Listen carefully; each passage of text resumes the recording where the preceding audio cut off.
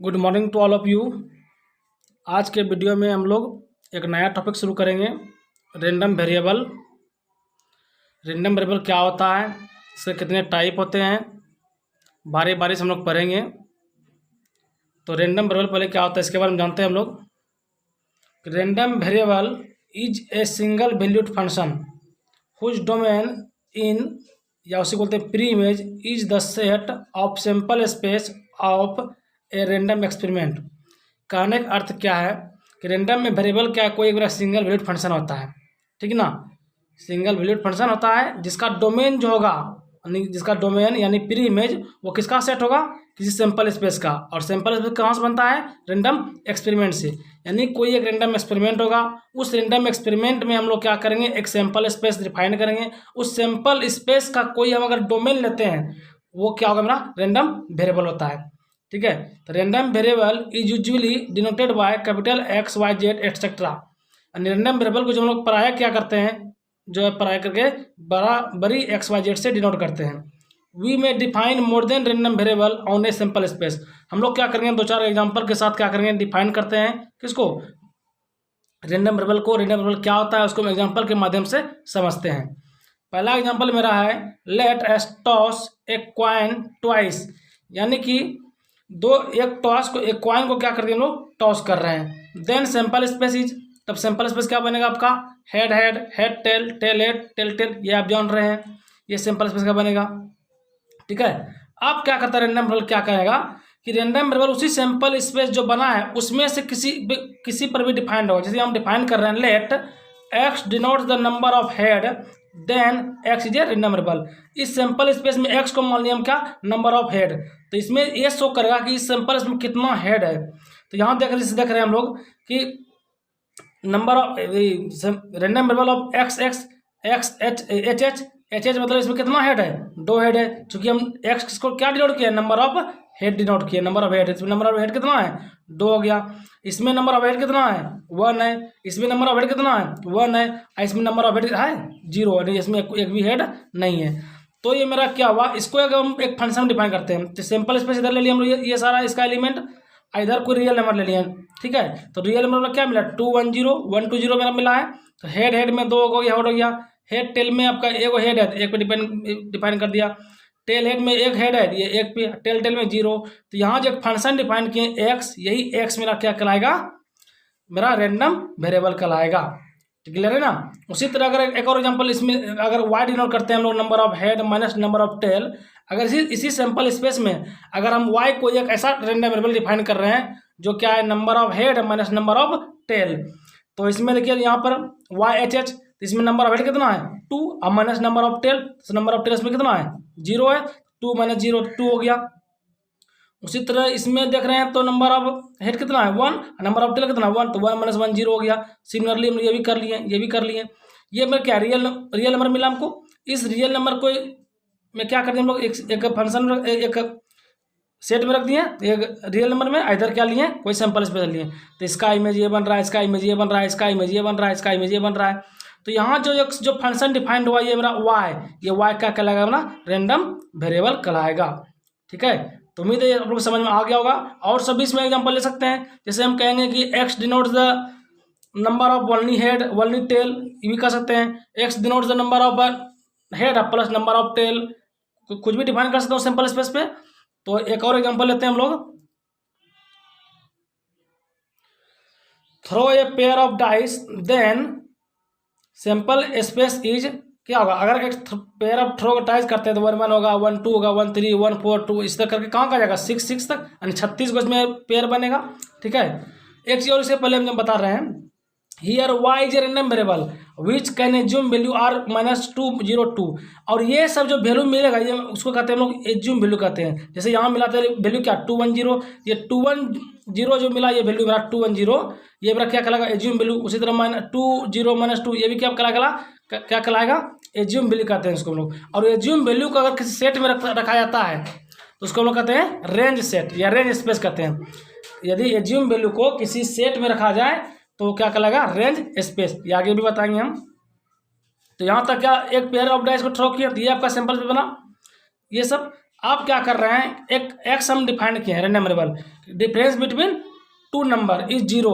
वैसा पेयर लेना इसका डिफरेंस क्या हो, दोनों नंबर का जीरो, तो x11 होगा, x22 होगा, इसका डिफरेंस जीरो है, इसका डिफरेंस जीरो है, इसका डिफरेंस जीरो है, ये जीरो ये जीरो। तो ये जो मेरा एक सेट बना ना, एक फंक्शन डिफाइन एक्स, ये मेरा क्या कहलाएगा, क्या कहलाएगा, एक रैंडम वेरिएबल कहलाएगा। Here X is random variable which can assume value is zero. इसका एज्यूम वैल्यू कितना होगा, सिर्फ जिसमें जीरो ही है तो एज्यूम वैल्यू जीरो हो गया। ठीक है, एक और है, a pair of fair dice is tossed, the sample space S consist of 36 outer pair A B where A and B can be any integer between 1 and 6 that is S equal to 1 1 1 2 करके dot कितना 6 6 तक। कहने का मतलब क्या हुआ कि एक पेयर अब किसका डाइस का उछाले हम लोग, तो जो आपका सैंपल स्पेस का आउटर बनेगा कितना बनेगा 36 बनेगा। उसको मान लिया ए बी, और एक और बी का जो वैल्यू लाइक कॉस करेगा एक और 6 के बीच में, यानी ए बी जो होगा वो चाहे 1 होगा 2 होगा 3 होगा 4 होगा 5 होगा या फिर 6 होगा, 1 से 6 के बीच ही करेगा वो। तो ये आपका सैंपल स्पेस बन गया। अब यहाँ हम एक्स डिनोट डिफाइन कर रहे हैं, let X assign to each point A B the maximum of its number, जो भी नंबर आएगा उसका हम मैक्सिमम डिफाइन किए क्या, एक्स, तो that is X A B बराबर क्या मैक्सिमम। जैसे कि हम लेंगे 5 5, तो 5 5 में क्या आएगा मैक्सिमम 5 आएगा। जैसे कहेंगे लेंगे हम लोग 2 3 मैक्सिमम क्या होगा 3 होगा। तो यानी कि एक्स ए बी जो डिफाइन किया हो क्या, क्योंकि हम लोग मैक्सिमम डिफाइन किए हैं। ठीक है ना, जैसे कि यहाँ x11 लिए, x11 मतलब दोनों मैक्सिमम क्या 1 ही होगा। x34 लिए तो दोनों का मैक्सिमम 3 4 में कौन सा मैक्सिमम 4 होगा। तो x52 में मैक्सिमम क्या होगा 5 होगा। x6 में क्या होगा 6 होगा। इसी तरह और भी ले सकते हैं, x62 लेंगे, x जो भी बचा आपका रिमाइंडर टर्म वो भी ले सकते हैं। तो हम यहाँ पर 4 टर्म लिए हैं, ठीक ना, 1 2 3 4 टर्म लिए हैं। तो चारों का जो मेरा स्पेस बनेगा मैक्सिमम नंबर 1 1 का 1 हो गया, 3 4 का 4 हो गया, 5 2 का 5 हो गया, 6 6 का 6 हो गया। तो यहाँ एक सेट डिफाइंड होगा मेरा फंक्शन एक्स, ये एक्स क्या कहलाएगा random variable. This X then X is random variable where any number between 1 and 6 could occur and no other number can be occur. यानी कि इसमें कोई भी नंबर आएगा वो 1 और 6 के बीच ही आएगा, दूसरा कोई नंबर उसमें नहीं आएगा। Thus the range space R X of X is as belows. इसका जो ये 1 4 5 6 हुआ ये मेरा क्या होगा, इसको हम एज्यूम वैल्यू कहते हैं। इसका और भी वैल्यू हो सकता है, 1 से 2 भी आ सकता है। जैसे कहेंगे 1 2 में कौन बड़ा 2 होगा तो 2 बीच में सेट आएगा।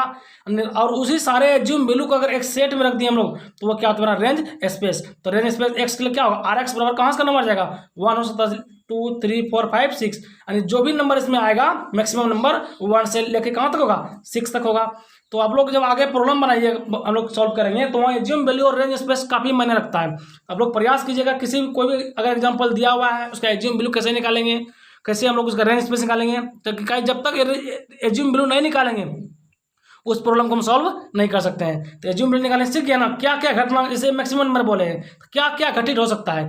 तो जितना भी 36 पेयर है उसमें मैक्सिमम नंबर क्या क्या हो सकता है 1 2 3 4 5 6 हो सकता है। क्योंकि जैसे अगर 1 1 लिया तो 1 1 में तो 1 आ गया, 2 3 लिया तो इसमें क्या 3 आ गया। इससे लेंगे हम 1 2 तो इसमें 2 आ जाएगा। उसी तरह लेंगे 4 5 तो 4 5 मैक्सिमम नंबर क्या आएगा 5 आ जाएगा। कहेंगे अगर लेंगे हम 6 6 इसमें क्या 6 आ जाएगा।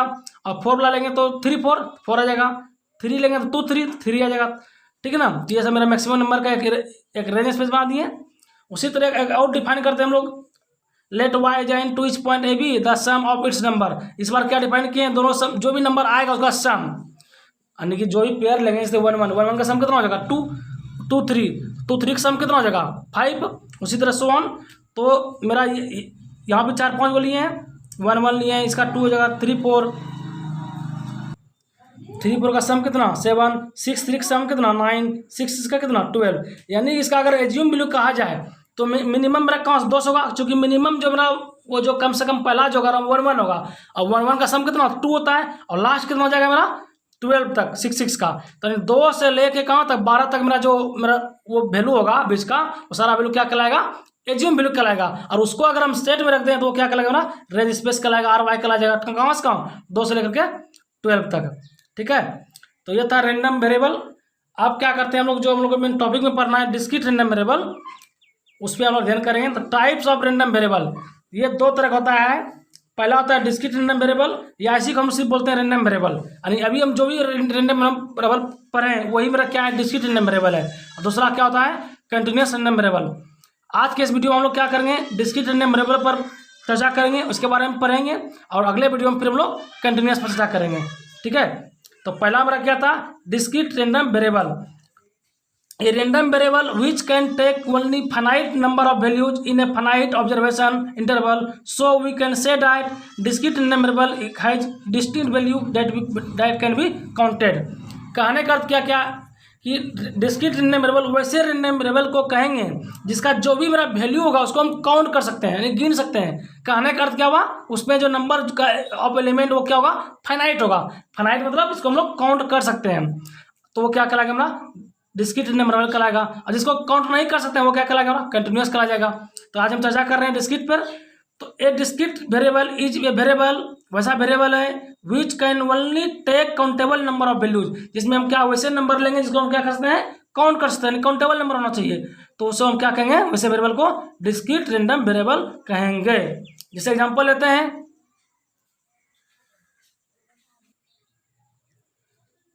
पहला एग्जांपल है the number of heads can only take 4 values 0 1 2 3 and so the variable is discrete.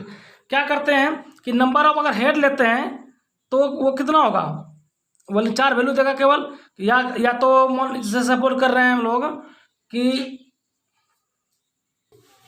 यहाँ पर थोड़ा सा छूट गया है, यहाँ पर इन 3 टॉसेस, यानी कि अगर किसी कॉइन को अगर 3 बार टॉस किया जाए तो उसका केवल 4 वैल्यू ही होगा। जैसे हेड आने का, जैसे हम टॉस किए, हो सकता है पहला बार में हेड नहीं आया हो तो क्या 0 आया, हो सकता है टॉस किए तो 1 बार हेड आया हो सकता है टॉस किया 4 बार 3 बार तो 2 बार हेड आया हो सकता है 3 बार टॉस किया 3 बार क्या आ गया, हेड आ गया हो। तो 3 बार टॉस अगर किए किसी कॉइन को तो हेड आने की जो पॉसिबिलिटी मेरा क्या होगा, या तो 1 बार भी नहीं होगा, या तो 1 बार आ सकता है, या तो 2 बार आ सकता है, या तो फिर 3 बार आ सकता है। तो ये जो मेरा नंबर मिला 0 1 2 3 4, इसको हम काउंट कर सकते हैं, गिन सकते हैं, यानी फाइनाइट नंबर है। इसीलिए ये जो मेरा क्या होगा, मेरा डिस्क्रीट रैंडम वेरिएबल का एग्जांपल हो जाएगा। ठीक है ना। उसी तरह अगर 4 बार टॉस करते हैं तो मेरा नंबर क्या क्या मिलेगा, 0 मिलेगा, 1 मिलेगा, 2 मिलेगा, 3 मिलेगा, 4 मिलेगा। ठीक है ना। ये सब मेरा क्या होगा, इसके छोड़ा के दूसरा कोई वैल्यू मेरा नहीं होगा। उसी तरह अगर the number of aces in a drop 2 cards from a well shuffled deck is a random variable as it can take value 0 1 2 only. कहने का क्या हुआ, अगर 52 कार्ड में अगर 2 कार्ड निकाला गया है, किसका, इक्का का, तो इक्का का 2 कार्ड निकालेंगे, 2 कार्ड निकालेंगे तो हो सकता है पहले बार में वो 2 कार्ड निकालें, हो सकता है कि एक को बार दोनों कार्ड ना निकल, तीसरा ही कार्ड निकल गया हो तो उसके इसमें 0 हो जाएगा। 2 कार्ड निकालें उसमें हो सकता है कि एक को क्या हो, इक्का हो, एक को कोई और हो जाए, हो सकता है कि इसमें दोनों का इक्का हो जाए। तो 2 कार्ड निकालना है तो 3 केस बनेगा 0 1 2। ठीक है ना। तो 0 1 2 3 को हम क्या काउंट कर सकते हैं, काउंटेबल नंबर है, इसीलिए क्या हुआ मेरा ये डिस्क्रीट रैंडम वेरिएबल का एग्जांपल हो गया। तो discrete random variable sometimes are also called simple random variable, यानी कि रैंडम वेरिएबल को भी कह सकते हैं, किसको हम लोग, डिस्क्रीट रैंडम वेरिएबल को हम लोग सिंपल में रैंडम वेरिएबल भी सिर्फ कह सकते हैं। ठीक है ना। तो हम लोग अब क्या करेंगे, चलते हैं इसका जो भी रैंडम वेरिएबल का आ गया अब निकालेंगे प्रोबेबिलिटी डिस्ट्रीब्यूशन। ठीक है ना। मेरा टॉपिक है probability distribution of a random variable. ठीक है ना। मेरा टॉपिक क्या, अगला टॉपिक है कि कोई भी रैंडम वेरिएबल दिया रहेगा उसका हम लोग प्रोबेबिलिटी डिस्ट्रीब्यूशन कैसे फाइंड करेंगे। तो प्रोबेबिलिटी डिस्ट्रीब्यूशन पहले होता है क्या, ये हम जानना पड़ेगा। तो such a distribution in which all possible values of a random variable are written along with their corresponding probability is called probability distribution of the random variable। यानी वैसे डिस्ट्रीब्यूशन को हम लोग probability distribution कहेंगे जिसमें क्या होगा कि जो भी उसका मेरा पॉजिटिव वैल्यू होगा, किसका, रैंडम वेरिएबल का, यानी एज्यूम वैल्यू, उसके करस्पॉन्डिंग क्या लेंगे हम लोग, उसका प्रोबेबिलिटी लेंगे। जो भी मेरा वैल्यू होगा उसके करस्पॉन्डिंग क्या लेंगे हम लोग, प्रोबेबिलिटी लेंगे। और उसको अगर एक टेबल में रख दें तो वो टेबल में वो फॉर्म क्या कहलाएगा, हमारा प्रोबेबिलिटी डिस्ट्रीब्यूशन कहलाएगा। तो हम इसको टेबल के माध्यम से समझते हैं कि सपोज कर लेते हैं capital x is random variable. जब रैंडम वेरिएबल है इसका मतलब इसका एज्यूम वैल्यू होगा x1 x2 x3, बहुत सारा एज्यूम वैल्यू होगा, and can assume value x1 x2 x3 dot xn। जैसे कि यहाँ पर हम लोग अगर इसमें x मेरा रैंडम वेरिएबल था तो मेरा x1 कितना था 2, x2 कितना था 1, x3 कितना 0, तो x1 x2 3 को वैल्यू मेरा मिला ना। तो यहाँ पे हम क्या कर रहे हैं, n टर्म के लिए n को वैल्यू लिए x1 x2 x3 dot xn। फिर क्या करते हैं, let P1 P2 P3 dot dot Pn are their corresponding probability then the distribution in the form. और x1 के लिए प्रोबेबिलिटी क्या लिए P1, x2 के लिए प्रोबेबिलिटी क्या लेंगे P2, x3 के लिए P3 एंड xn के लिए Pn। और इस सारे को क्या करते हैं, एक फॉर्म में लिख देते हैं। तो x में हो जाएगा x1 x2 x3 dot xn। अब P ऑफ x मतलब प्रोबेबिलिटी ऑफ x में x1 के लिए P1, x2 के लिए P2, x3 के लिए P3 dot dot Pn is called probability distribution of random variable x। ठीक है ना। तो ये फॉर्म क्या कहलाएगा, हमारा प्रोबेबिलिटी डिस्ट्रीब्यूशन कहलाएगा। Here probability of x equal to x1 के लिए क्या P1 है, प्रोबेबिलिटी ऑफ x बराबर x2 के लिए P2 लिए हैं, प्रोबेबिलिटी ऑफ x बराबर x3 के लिए P3 and dot dot dot probability of xn बराबर के लिए Pn। और रिमार्क्स में क्या करना है, सारे प्रोबेबिलिटी का सम जो P1 P2 P3 P होगा एक कितना होगा, हमेशा 1 होगा। तो इसमें क्या करते हैं, एक दो एग्जांपल देखते हैं और एग्जांपल के माध्यम से समझेंगे कैसे हम लोग प्रोबेबिलिटी डिस्ट्रीब्यूशन फाइंड करना है। क्योंकि प्रोबेबिलिटी डिस्ट्रीब्यूशन जब तक फाइंड नहीं कीजिएगा, तो अगला जो टॉपिक मेरा है मीन वेरिएंस स्टैंडर्ड डेविएशन निकालना होता है, उसके लिए प्रोबेबिलिटी डिस्ट्रीब्यूशन को जानना बहुत ही आवश्यक है। और एग्जामिनेशन में पूछता भी है कि मीन वेरिएंस निकालने के लिए, तो हम लोग कुछ एग्जांपल की मदद से प्रोबेबिलिटी डिस्ट्रीब्यूशन कैसे फाइंड करेंगे ये हम लोग देखते हैं। मेरा पहला एग्जांपल है कि 2 cards are drawn successfully with replacement from a well shuffled deck of 52 cards, find the probability distribution of number of aces. क्या कर रहा है कि 2 कार्ड जो 52 कार्ड का जो पत्ता होता है, कार्ड डेक होता है, उसमें से 2 कार्ड निकालना है और निकाल के फिर उसी में रिप्लेसमेंट मतलब क्या होता है, फिर निकाले फिर उसी में रख दिए। ठीक है ना। तो इक्का होने का जो नंबर होगा, जो भी इसमें इक्का होगा आइसेज होगा, उसका हमको क्या करना है, प्रोबेबिलिटी डिस्ट्रीब्यूशन बनाना है। ठीक है ना। ये क्वेश्चन कर रहा है। तो सबसे पहले क्या करेंगे, नंबर जो इक्का है उसको हम कुछ रैंडम वेरिएबल x मान लेते हैं या y मान लेते हैं, कुछ भी मान लेते हैं। तो सॉल्यूशन क्या कर रहे हैं, let x denote the number of इक्काज so x is a random variable. Number of इक्का क्या मान लिया हम लोग, x से डिनोट कर रहे हैं। एंड कैन एज्यूम वैल्यू क्या 0 1 2 3 0 1 2, इसका एज्यूम वैल्यू क्या होगा 0 1। ठीक है ना। क्योंकि 2 कार्ड जो निकाले हैं, हो सकता है कि दोनों कार्ड में इक्का ना निकल कोई और निकल गया, तो उसके वैल्यू क्या हो गया 0 हो जाएगा। हो सकता है 2 कार्ड में एक कार्ड इक्का आया हो, एक कार्ड कोई और आ गया हो तो 1 हो जाएगा। हो सकता है 2 कार्ड निकाले दोनों क्या हो जाए, मेरा वो इक्का ही हो।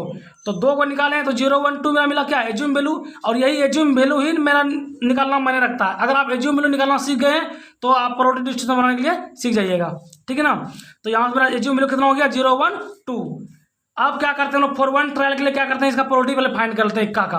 तो सैंपल नंबर ऑफ सैंपल इसमें कितना 52 होगा, 52 C1, तो 52 का इसका वैल्यू हो गया NC किसका NS हो गया। और NE कितना होगा, 4 इक्का होता है उसमें 1 निकालना है तो 4 हो गया। तो P कितना हो जाएगा 4/12 और 1/13 क्या निकला, हमारा प्रोबेबिलिटी निकला किसका, इक्का का। ये हो गया P मेरा क्या हो गया, इक्का होने का प्रोबेबिलिटी। ठीक है ना। तो इक्का नहीं होने का प्रोबेबिलिटी क्या होगा मेरा, P डैश 12/13 हो जाएगा इक्का नहीं होने का प्रोबेबिलिटी। ठीक है ना। अब क्या करेंगे कि ये जो मेरा एज्यूम वैल्यू लिए तो 0 1 2 3 0 1 2 इस सारे क्या करेंगे मेरा, इसका हम लोग 0 के करस्पॉन्डिंग क्या निकालेंगे, प्रोबेबिलिटी निकालेंगे। उसी तरह फिर 1 के करस्पॉन्डिंग प्रोबेबिलिटी निकालेंगे, फिर 2 के करस्पॉन्डिंग प्रोबेबिलिटी निकालेंगे। ठीक है ना। तो अब क्या पहले निकालेंगे 0 corresponding probability of x equal to 0। तो probability of x equal to 0 कहने का अर्थ क्या है कि मेरा कोई भी इक्का नहीं आया है। 2 कार्ड जो निकाले दोनों मेरा इक्का नहीं आया, तो दोनों में नहीं आया तो नहीं होने की प्रोबेबिलिटी क्या तुम्हारा 12/13। पहला भी 12/13 नहीं हुआ, इंटू 12/13 दूसरा भी नहीं आया। तो 12/13 दो बार किए हम लोग 144 × 169 रुपया P x इक्वल टू 0 के लिए। फिर से समझते हैं, x इक्वल टू 0 शो कर रहा है कि 2 कार्ड जो निकाले हैं उसमें से दोनों में से कोई भी मेरा इक्का नहीं आया। और P इक्वल टू x बराबर 1 क्या शो करेगा कि 2 जो कार्ड निकाले हैं उसमें से एक मेरा आया है, एगो नहीं आया है। तो यहाँ अगर आया है तो पहले बार में आया तो आने की प्रोबेबिलिटी कितना मेरा 1/13, फिर नहीं आया तो 12/13, या फिर पहले उस तक पहले ही नहीं आया दूसरे बार में आया हो तो पहले नहीं आया तो 12/13 फिर आ गया 1/13। तो सारे को सम सॉल्व कर लिया तो ये हो गया 24/169। ठीक है ना। अब P x इक्वल टू 2 क्या शो कर रहा है, 2 कर रहा है कि दोनों बार वो आ गया है, आने की प्रोबेबिलिटी क्या 1/13 इंटू 1/13 1/69 हो गया। अब ये वैल्यू को क्या कर रहे हैं, उसके वैल्यू एज्यूम वैल्यू की करस्पॉन्डिंग जो प्रोबेबिलिटी है सारे को हम क्या कर रहे हैं, ये सब टेबल में रख देते हैं। तो ये हमारा एज्यूम वैल्यू का 0 1 2 3 0 1 2 और 0 के करस्पॉन्डिंग प्रोबेबिलिटी कितना निकाले हम लोग 144/169, 1 के करस्पॉन्डिंग 24/169 और 2 के करस्पॉन्डिंग 1/169। इस वैल्यू हम निकाल दिए।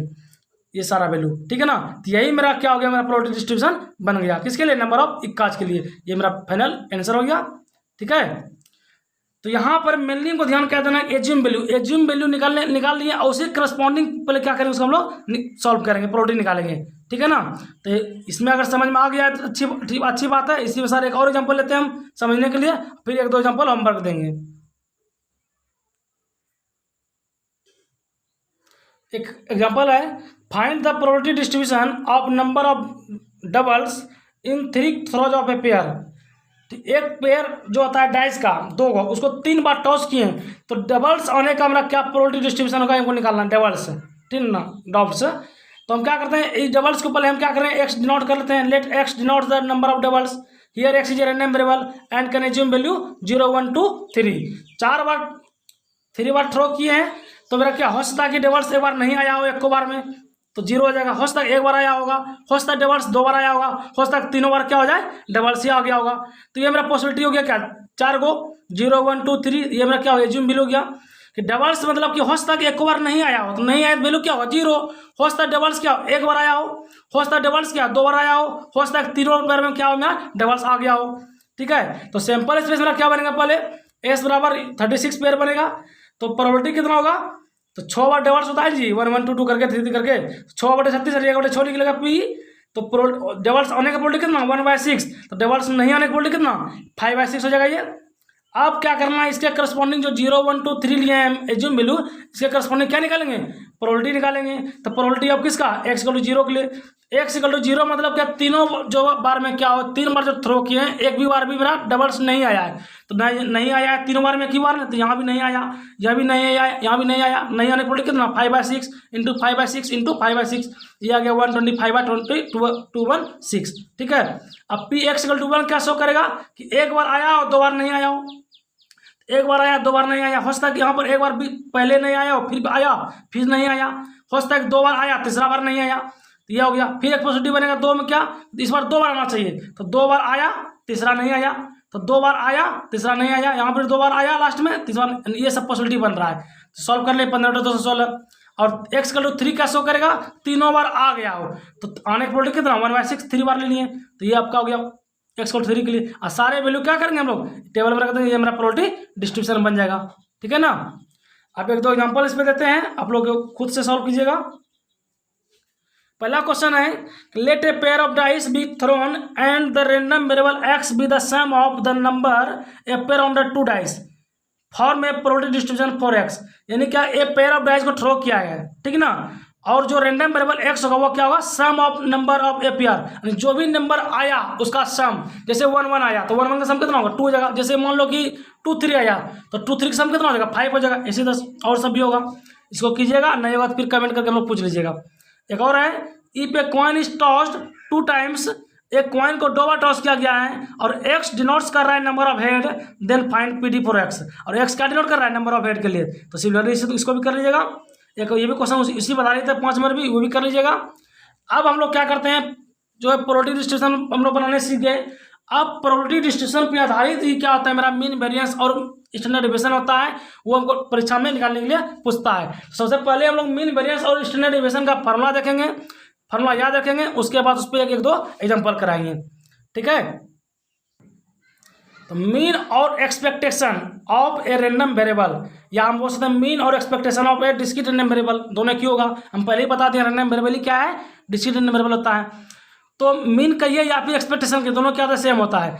तो मीन और expectation of a discrete random variable x is denoted by mu और म्यू एक्स। किसी भी मीन और एक्सपेक्टेशन को जो है किसी रैंडम वेरिएबल का, उसको म्यू से डिनोट करेंगे या म्यू एक्स से, या फिर हम लोग ई एक्स से डिनोट करते हैं, ठीक ना। And defined as x = summation xi pi।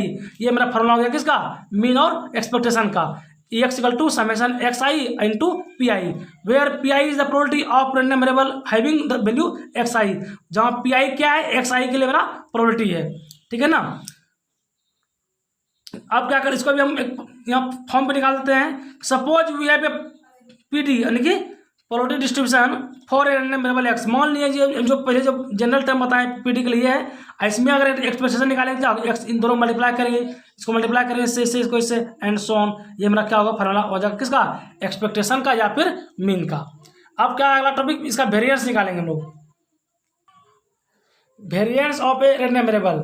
Variance of a discrete random variable x is written as V R x, इसको लिखेंगे हम लोग, डिनोट करेंगे वेरिएंस ऑफ एक्स की इस तरह, एंड डिफाइन एज, इसका फॉर्मूला होता है क्या, variance of x equal to summation x i minus mu का whole square into p x i where mu is a mean, ये फॉर्मूला होता है। लेकिन हम लोग जो है प्रॉब्लम बनाने में जो फॉर्मूला याद करेंगे वो ये फॉर्मूला याद करेंगे, ठीक ना, ये फॉर्मूला ज़्यादातर बेटर रहता है, जल्दी सटीक होता है।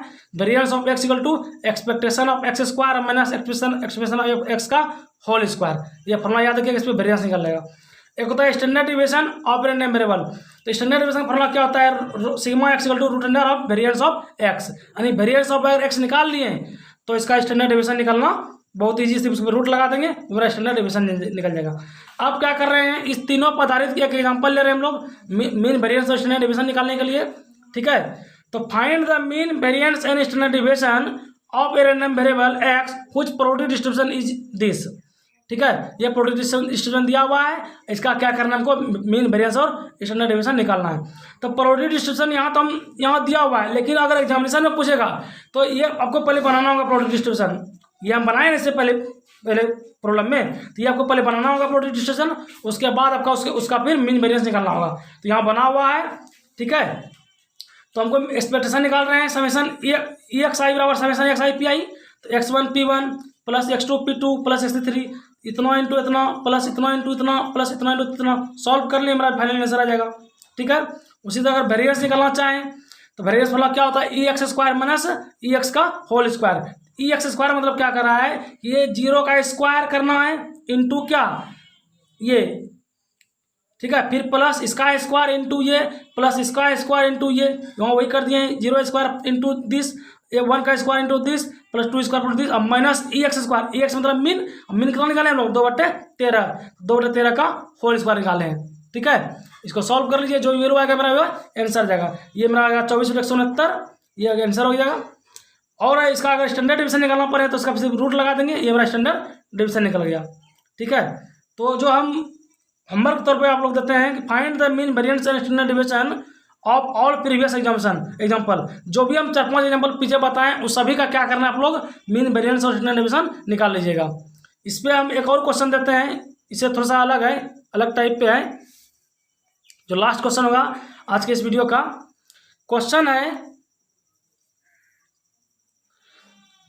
Let x denote the number of hours, x क्या डिनोट कर रहा है, नंबर ऑफ आवर्स, घंटा की संख्या, you study during a randomly selected school day, school life में क्या करें हम लोग सिलेक्टेड हुए हैं। The probability x can take the values of x from following form, x का जो वैल्यू एक्स का वैल्यू लेंगे वो इस फॉर्म से लेंगे हम लोग, ठीक है, वेयर के इज अ नॉन कांस्टेंट, जहाँ के क्या है नॉन कांस्टेंट है, इस फॉर्म से क्या करना है हमको, एक्स का वैल्यू लेंगे। तो फाइंड करना है क्या, के, पहला हम फाइंड करना है के वैल्यू, दूसरा फाइंड क्या करना है, what is the probability that study at least 2 hours, कि अगर कम से कम 2 घंटा स्टडी करता है इसका क्या प्रोबेबिलिटी होगा। तीसरा हम क्या कर रहा है कि एटमोस्ट 2 घंटा कम करता है, नहीं 2 घंटा से अधिक 2 घंटा कम करता है उसका प्रोबेबिलिटी क्या होगा। और तीसरा चौथा हम क्या करें, एग्जैक्टली 2 आवर्स, यानी पक्का अगर 2 घंटा कम करता है उसका क्या प्रोबेबिलिटी होगा। तो चारों को हम सॉल्व करना है। तो सब पहले आपका प्रोबेबिलिटी डिस्ट्रीब्यूशन दिया हुआ है, ये इसके फॉर्म्स बनाएंगे। तो अगर एक्स का वैल्यू 0 लेते हैं तो वैल्यू कितना आता है 0.1, एक्स बराबर 0 लिए तो वैल्यू कितना 0.1। अगर एक्स का वैल्यू 1 लिए तो 1 यहाँ पुट कीजिए, 1 इंटू एक्स, सॉरी 1 इंटू के, तो के हो जाएगा। अगर 2 लेते हैं तो 2 के हो जाएगा। अगर 3 लिए तो यहाँ 3 पुट कीजिएगा तो 5 इंटू 3 2 के आ जाएगा। अगर 4 लेते हैं तो 5 - 4 1 यानी के हो जाएगा। ये वैल्यू मेरा प्रोबेबिलिटी डिस्ट्रीब्यूशन निकाल ली, इसको क्वेश्चन फर्स्ट मान लिए, ठीक है। और हम लोग जानते हैं कि सारे प्रोबेबिलिटी का सम कितना होता है 1, तो इतना प्लस इतना प्लस इतना प्लस इतना प्लस कितना 1 हो जाएगा। यहाँ से वैल्यू फाइंड कर लीजिए आप, 0. कितना निकला 15, ये वैल्यू का निकल गया। पहला आंसर हो जाएगा कितना 0.15 किसका वैल्यू, के वैल्यू। और इस के का वैल्यू क्या करिए इसमें रख दीजिए, इस प्रोबेबिलिटी डिस्ट्रीब्यूशन में 1 में, तो 1 में रखें तो ये आपका ये आ गया, के का वैल्यू यहाँ रख दिए सॉल्व कर लेंगे। आपका निकल गया क्या, प्रोबेबिलिटी डिस्ट्रीब्यूशन निकल गया, ओरिजिनल प्रोबेबिलिटी डिस्ट्रीब्यूशन, जिससे हमको इसका तीसरा और चौथा वैल्यू फाइंड करना है, दूसरा तीसरा चौथा का। दूसरा क्वेश्चन क्या मांग रहा था कि what is the probability that study at least 2 hours, कम से कम 2 घंटा, यानी 2 घंटा करेगा, उसके साथ अधिक से अधिक कितना, कहाँ तक जाएगा, 4 तक जाएगा, ठीक है ना। तो पी एक्स ग्रेटर देन 2 बराबर P x 2 plus P x 3 plus P x 4, P x 2 value कितना, एक्स 2 वैल्यू कितना निकाले हैं, 2 पे 0.3, 3 पे 0.3 और 4 पे 0.15, सॉल्व कर लीजिए, आंसर आ जाएगा। सिमिलरली हम लोग ये भी कर लेंगे और ये भी कर लेंगे, ये दोनों कर लीजिएगा सिमिलरली। सारे वीडियो पूर्ण कर दिए हैं, ठीक है ना। तो जो है आज के वीडियो में इतना ही।